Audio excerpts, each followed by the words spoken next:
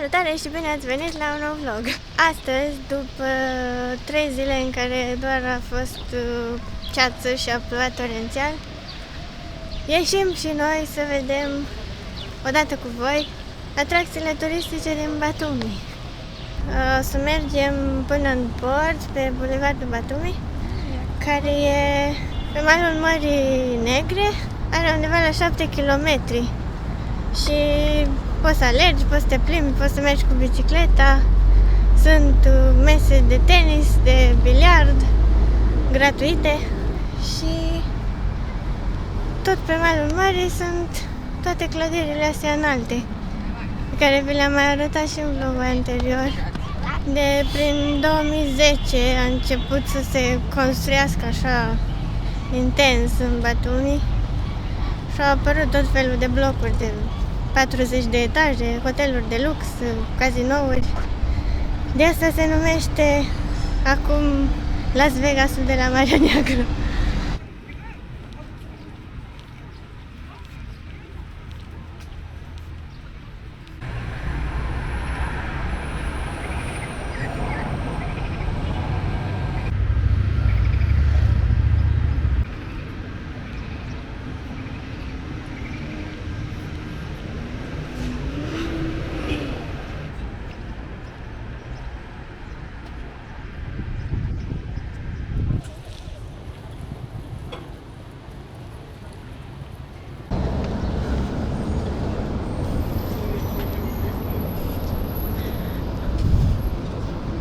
Au delfinariu și în fiecare zi la ora 16 e câte un spectacol și costă 20 de lari de persoană, cam 35-40 de lei. Se poate și nota cu delfinul? Da, poți să noți cu delfinii 15 minute pentru 200 de lari, adică vreo 400 de lei. Asta e scump.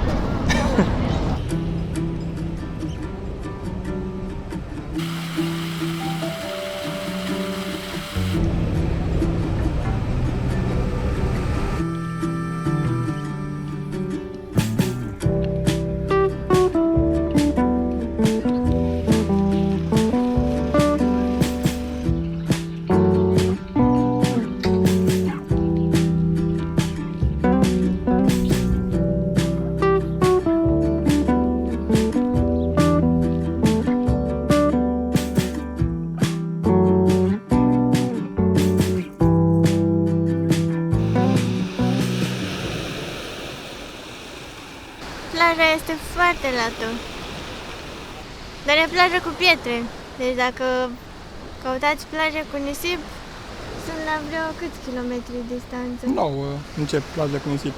O să încercăm și noi să mergem la Urechi, unde e plaja cu nisip negru. Aia la 20 de km. Da, 20 de km de aici. Nu știu dacă sunt șezlonguri vara în sezon, habar n-am. Să ved, era acolo, sunt închise acum terasele cu... Lumea face plajă așa, direct pe pietre, adică bănesc că nu e foarte incomod pentru că sunt pietre mari acolo unde începe plaja, dar aici pe mal sunt pietre mai mici.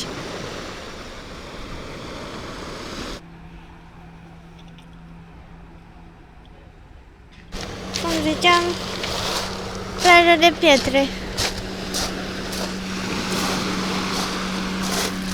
Dar sunt pietre din astea mici. Mai încolo sunt pietre așa din astea mari. Asta e turnul alfabetului, o să mergem și la el. Dar aici pe mare sunt pietricele de astea mici. Nu știu cum e intrarea în apă, dacă e lină sau nu. Și aici e pontonul pe care am fost noi.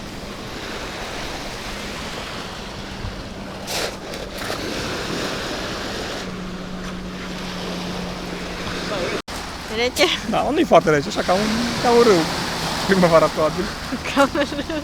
Da, e un râu de munte primăvara, da. Așa poți stai un pic, poate intrăm într-o zi. Serios? Era acolo un delfin. Uite! În drept Mamă, deci erau doi. În drept cu barja aia sau ce era cu...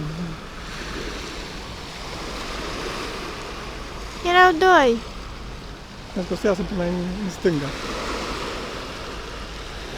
Uite, uite, ai văzut? Da, i-am văzut acolo. Nu știu că se vede pe cameră. Care mai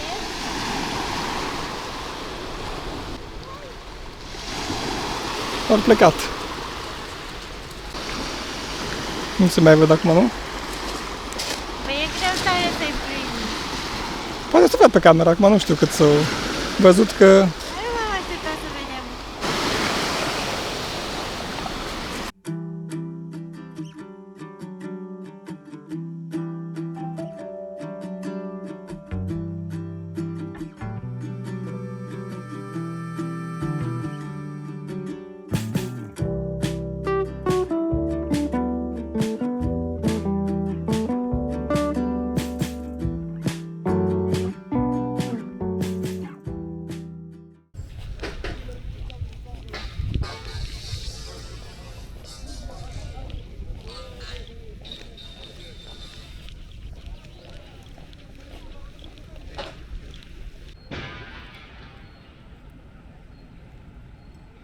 Turnul din spatele nostru e turnul alfabetului, de care vă ziceam mai devreme.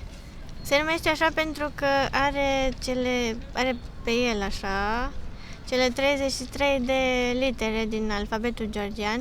E unul dintre cele 14 care sunt de sine stătătoare, să zic așa, adică nu au rădăcini în latină, în greacă. Nu știu dacă v-am arătat, dar dacă nu o să inserăm undeva o poză cu cum arată literele lor. Deci sunt așa foarte... nu le poți descifra. Da, deci au 6 și întors și... Uite, ăla seamănă cu un H. Greuțe. Le asociez cu 3, uite, cu întors.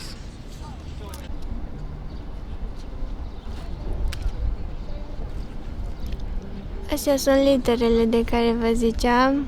Sunt așa în spirală până sus. Și în interior există un lift. Se poate urca până pe la jumătatea turnului. Are undeva la 130 de metri. Și sus e restaurant. Se și învârte seara la ora 8.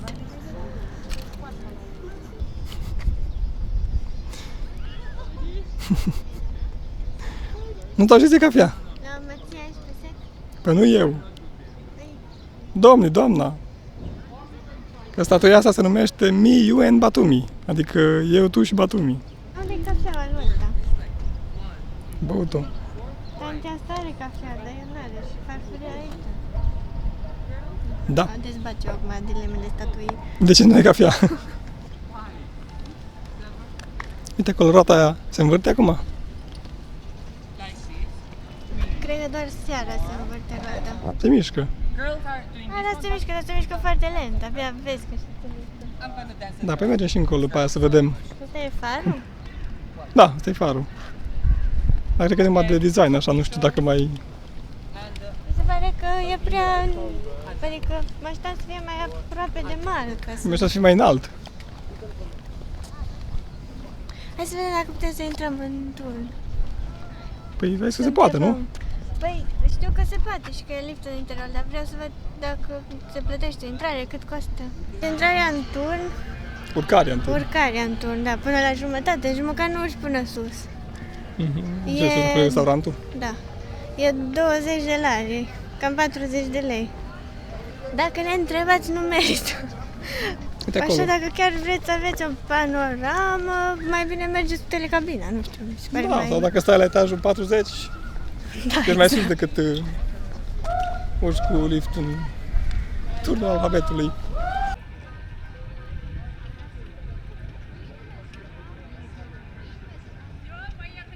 Am funcțional ăsta, că am spus că acolo, stă la... Da, e funcțional, dar nu trebuie să fie mai pe malul mării, adică să-l vezi, să-l vadă vapoarele, să vadă semnalul și lumina. Ba, îl văd, dar mă aștept să fie mai înalt. Mai înaltă roată decât Da. turnul alfabetului, decât farul. E mic, dar uite, nu se compară cu turnul alfabetului sau cu... Păi da, uite blocul din spate, Da, că e mai turnul din înalt. spate. și acum suntem tot pe bulevardul Batumi, cel pe care am mers de când am plecat de la cazare. Vă ziceam că are 7 km și ține până după gară și începe de dinainte de aeroport. Da. Și asta e statuia celebră din Batumi, Alice Nino. E inspirată dintr-un roman, un fel de Romeo și Julieta al azerilor, armenilor și georgienilor.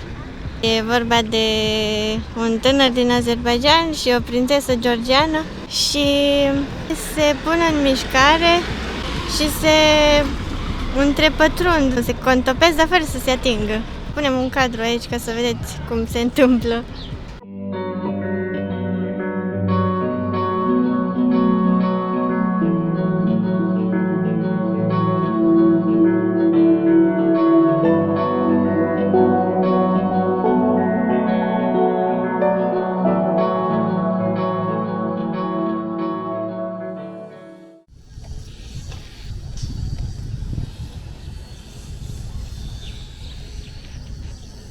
Eu v-am zis că e celebră statuia, toată lumea o pozează.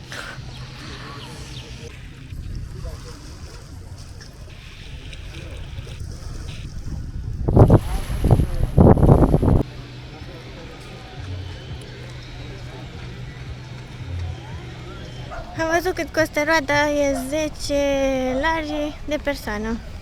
Dar nu știu cât durează să te protești. Sorry? Boat trip, maybe fly parachute. No, fine, thank you. Maybe boat trip only. Trip in the sea. Aici în port te tot întreabă dacă vrei excursii. Together. This 10 minutes for 100 baht. This one.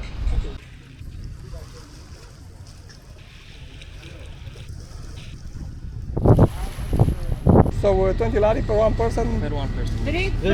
1 hour or No, it's half hour. half hour and just around the... They are going like this way. You can see Batumi from the sky, from parachute. So. No problem. From Okay, from the sea, yeah.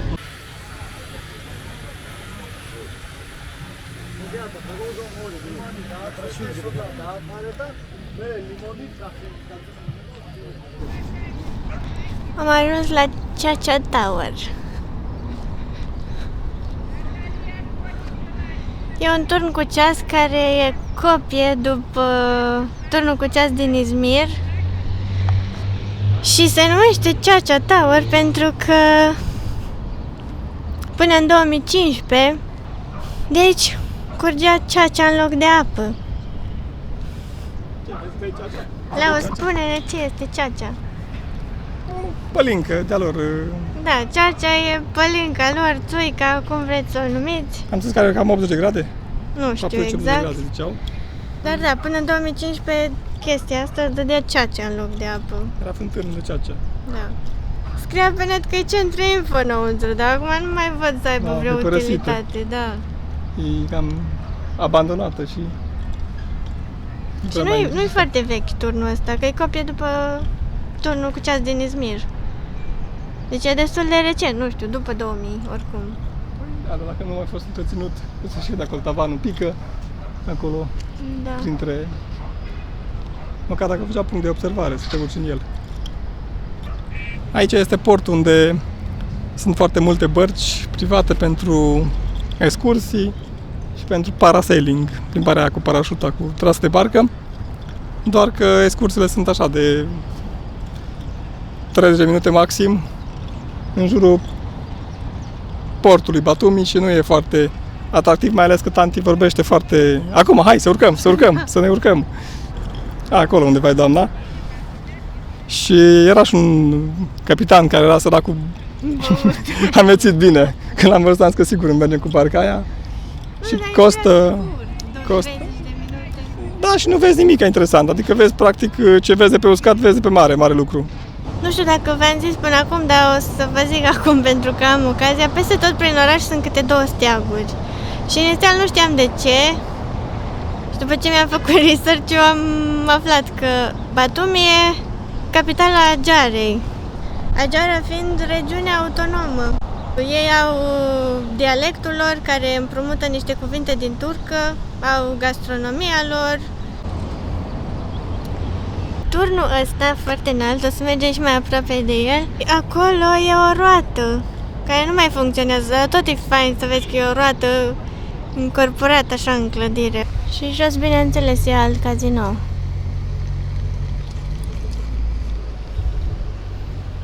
Aici e alt cazinou.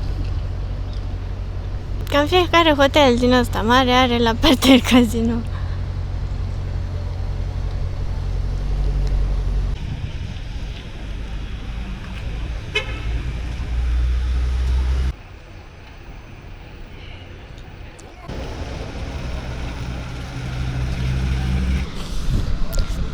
Am intrat în centru info. A doua oară am mai intrat și în prima zi și ne-am luat hartă, pentru că așa facem de regulă când ajungem într-un oraș nou. Și au și hărți de hiking, au ghid cu tot ce vrei să știi din Batumi. Și există Batumi Card, care costă cât leu? 50 de geluri, doamna. 50 de lari și include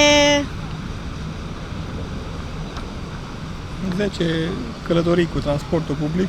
un sim de internet cu 1 giga și reduceri la atracțiile astea, la Cetatea Gonio, Petra, la muzee, la grădina botanică, 10% la cable car. Ideea e că transportul e foarte ieftin, v-ați zis și în vlogul anterior, și internetul e foarte ieftin. Păi, undeva la... Undeva la 40 de lei, 50 de lei, o cartelă cu net nelimitat. Deci, e ieftin. Dacă vizitezi toate obiectivele, probabil că merită să iei cardul respectiv, că ai avea discount, dar... Mă uitam pe artă cu parcul Mitrala, dar nu cred că au transport în comun.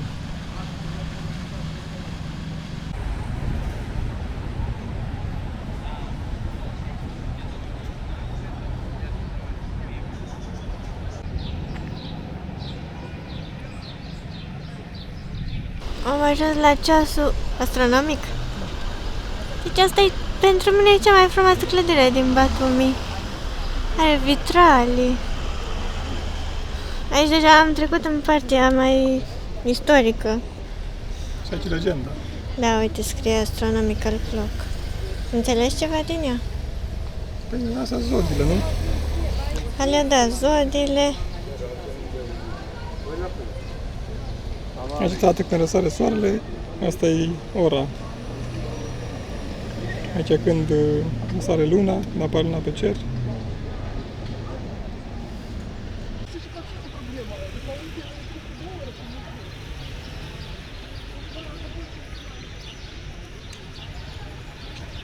Acum suntem în Piața Europei.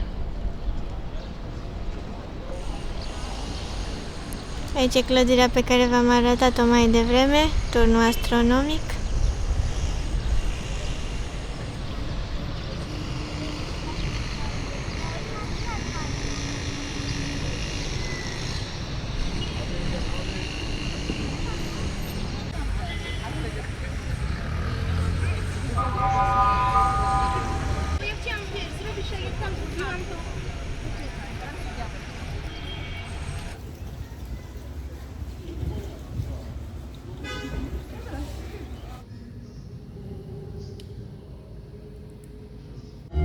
Am ajuns în piața, un loc foarte atractiv în Batumi pentru evenimente culturale și artistice, și aici avem ceva spectacol. La fiecare 3 ore se cântă Imnul Georgiei în piață. Da, nu știu exact acum cât e ceasul.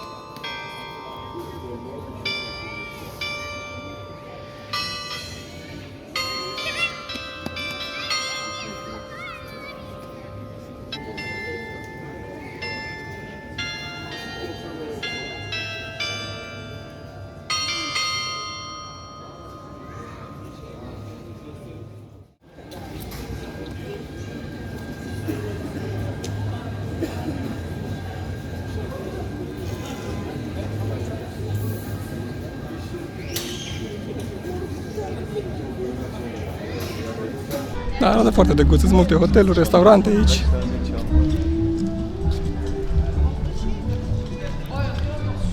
Și aici pe tavan sunt tot felul de porțelanuri.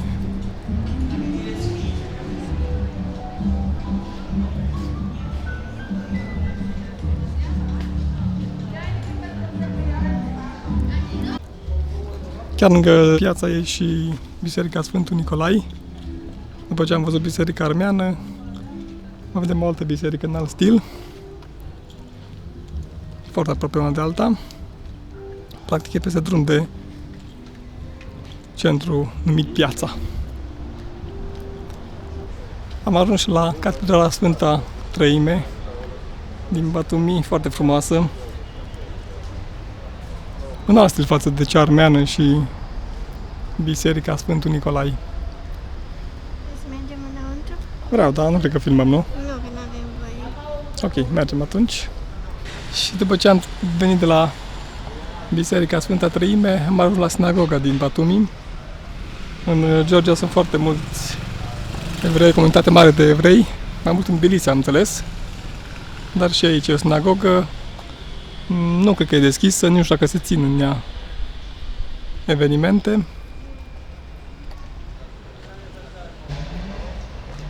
Ce ai descoperit de acolo? E din 1879. Și acum mergem spre plajă și după aceea spre casă, nu? Da. Și Și încheiem aici acest vlog. Vă mulțumim că ne-ați urmărit și ne vedem în următorul.